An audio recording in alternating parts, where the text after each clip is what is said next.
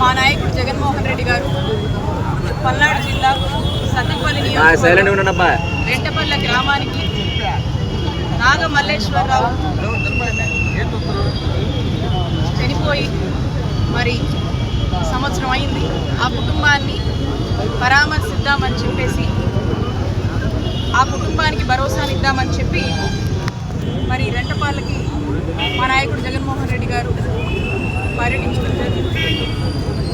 ఆ పర్యటనకు మేమంతా జన సమీకరణ చేశామని, దానికి మాకు నోటీసులు ఇచ్చి విచారణకు హాజరవ్వాలని చెప్పి సత్తెనపల్లి టౌన్ స్టేషన్ నుంచి అలాగే రూరల్ స్టేషన్ నుంచి నాకు మొన్న నోటీసులు సర్వ్ చేయడం జరిగింది. ఆ విచారణకు మరి ఈరోజు నేను ఇక్కడ హాజరు కావడం జరిగింది. రాంబాబు గారు కూడా రావడం జరిగింది. మరి ఈరోజు ఆ విచారణకు సంబంధించి మీరు జగన్మోహన్ రెడ్డి గారు జిల్లా పర్యటనకు వస్తున్నారు, సత్తెనపల్లికి వచ్చారు, రెంటపాలకు మీరు కూడా జన సమీకరణ చేశారా అని చెప్పి మరి ఈ రోజున ఇక్కడ విచారణలో నన్ను అడగడం జరిగింది. నేను ఎటువంటి జన సమీకరణ చేయలేదు అని చెప్పి నేను విచారణలో స్పష్టం చేయడం జరిగింది. అలాగే ఇక్కడ మీరేమన్నా ఏర్పాట్లకు సంబంధించి డీజేలు అవి ఏర్పాటు చేశారు మీరు అని చెప్పేసి దాంట్లో వాళ్ళు అడగడం జరిగింది. ఇవన్నీ నేను ఏమి ఏర్పాటు చేయలేదండి.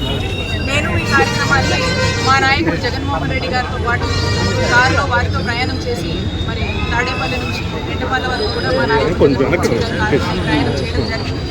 విషయం మీకు కూడా తెలుసు, దానికి కూడా మా మీద కేసు నమోదు చేశారు. ఆ విషయంలో కూడా ఈ ప్రశ్నలన్నీ అడగడం, వాటికి నేను సమాధానం ఇవ్వడం జరిగింది. అయితే ఒకటి మనం గ్రహించాల్సినటువంటి అవసరం, మా నాయకుడు జగన్మోహన్ రెడ్డి గారు జిల్లాకు వస్తున్నారంటే, ఆ నియోజకవర్గానికి ఎక్కడికైతే ఏ గ్రామానికైతే వస్తున్నారో ఆ విషయం తెలిస్తే చాలు. జనానికి ఏం మనం ప్రత్యేకించి మనం ఏమీ పిలవాల్సినటువంటి అవసరం లేదు. జగన్మోహన్ రెడ్డి గారు అంటేనే జనం అండి. జనం గుండెల్లో జగన్మోహన్ రెడ్డి గారు దానికేం మనం ప్రత్యేకించి పిలవాల్సినటువంటివో లేకపోతే ఆర్గనైజ్ చేయాల్సినటువంటి అవసరం లేదు. పలానా చోటకి, పలానా జిల్లాకి, పలానా రోజు, పలానా టైంకి వస్తున్నాడు అనేటువంటి సమాచారం ఉంటే చాలు.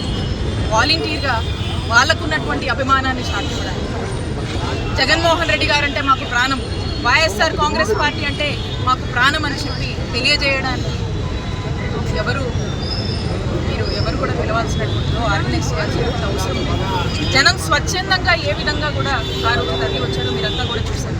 ఆ రోజున జగన్మోహన్ రెడ్డి గారు రెంటపాలకు వస్తున్నారంటే అనేక ఆంక్షలు విధించారు, అనేక ఇబ్బందులు పెట్టారు.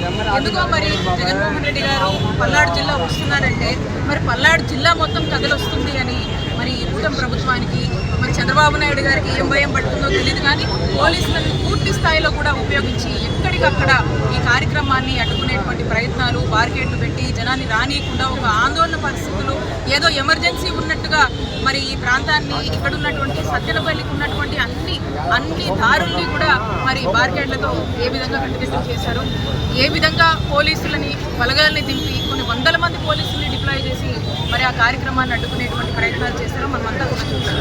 అయినా కూడా పొలాల్లోంచి ఏ విధంగా స్వచ్ఛందంగా, ముసలోళ్ళు కూడా ఏ విధంగా ఆ వయసులో కూడా జగన్మోహన్ రెడ్డి గారిని తమ అభిమానించేటువంటి నాయకుడిని దగ్గరగా చూడాలి, దగ్గరగా కలుసుకోవాలి అని అభిమానంతో తరలి వచ్చినటువంటి ఆ అభిమానాన్ని ఎన్ని ఇబ్బందులు పెట్టినా పోలీసులు ఆ అభిమానాన్ని ఆపలేకపోయారు. ఆ ప్రోగ్రాం చాలా సక్సెస్ అయింది. మరి జగన్మోహన్ రెడ్డి గారు ఈ రోజున సంవత్సరం అయింది కూటమి ప్రభుత్వం అధికారంలోకి వచ్చి, చంద్రబాబు నాయుడు గారు ఆనాడు సూపర్ 6 అని ఏవైతే మాయ మాటలు చెప్పారో ఆ మాటల మీద నిలబడట్లేదు. జగన్మోహన్ రెడ్డి గారు ఉన్నప్పుడు అనేక సంక్షేమ పథకాలు ప్రజలకు అందినాయి. అన్ని వర్గాల వాళ్ళు చాలా సంతోషంగా ఉన్నారు.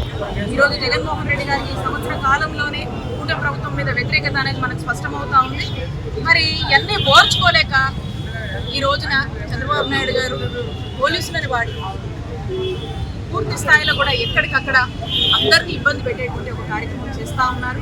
మరి చూడండి, జగన్మోహన్ రెడ్డి గారు వస్తే ఈ జిల్లాకి వేరే జిల్లా నుంచి కూడా మా నాయకుడు ఇక్కడికి వచ్చారని చెప్పి మా ఇన్ఛార్జ్లు పార్టిసిపేట్ చేస్తే వరుస పెట్టి అందరికీ నోటీసులు ఇచ్చి, అంటే ఒక మెసేజ్ జగన్మోహన్ రెడ్డి గారు వస్తే మీరు ప్రోగ్రామ్ లో పార్టిసిపేట్ చేస్తే మిమ్మల్ని కూడా మేము వదలము అనేటువంటి ఒక మెసేజ్ ఇస్తున్నారు. పెట్టుకోండి, ఎన్ని పెట్టుకుంటారు, చాలా పెట్టారు. ఇప్పటికీ వేధిస్తూనే ఉన్నారు. ఈ సంవత్సర కాలంగా కేసుల మీద కేసులు పడతానే ఉన్నాము. అక్రమ కేసులు పెట్టారు, వేధింపులు, ఇబ్బందులు ఎక్కడికక్కడ అడ్డంకి క్రియేట్ చేస్తూ ఉన్నారు.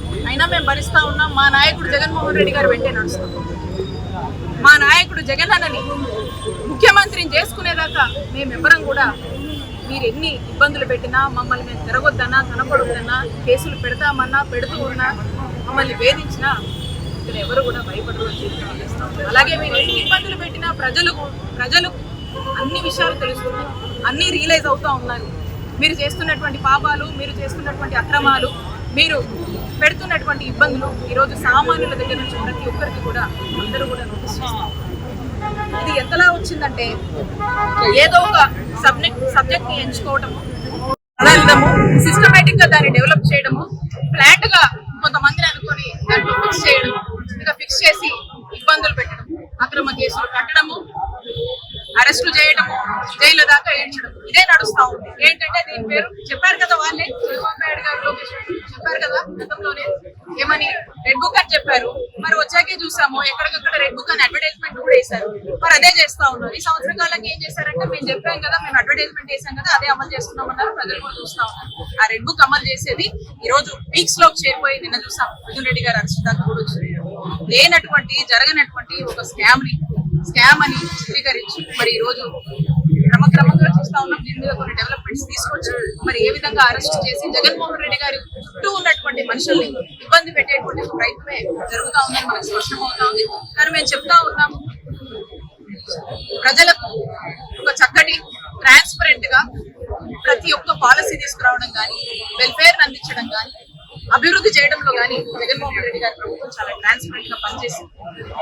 ఎక్కడ ఏ ఇంటెన్షన్ లేకుండా చక్కగా ప్రజలకు మేలు చేయాలి, చక్కటి ప్రజాపాలన అందించాలి, చక్కటి అడ్మినిస్ట్రేషన్ అందించాలి, చక్కటి ప్రజా సేవ చేయాలి అనేటువంటి ఉద్దేశంతోనే జగన్మోహన్ రెడ్డి గారు మరి యొక్క 5 సంవత్సరాల పాలనని ప్రజలకు ఇచ్చారు.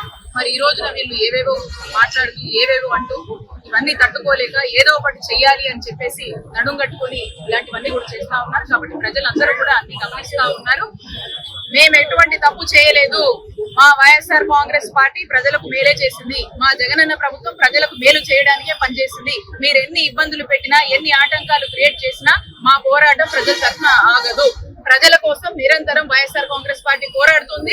ఎక్కడ ఎవరికి కష్టం వచ్చినా కూడా జగన్మోహన్ రెడ్డి గారు ఖచ్చితంగా అక్కడికి వచ్చి వారికి అండగా ఉంటారు అని స్పష్టం చేస్తూ థ్యాంక్ యూ.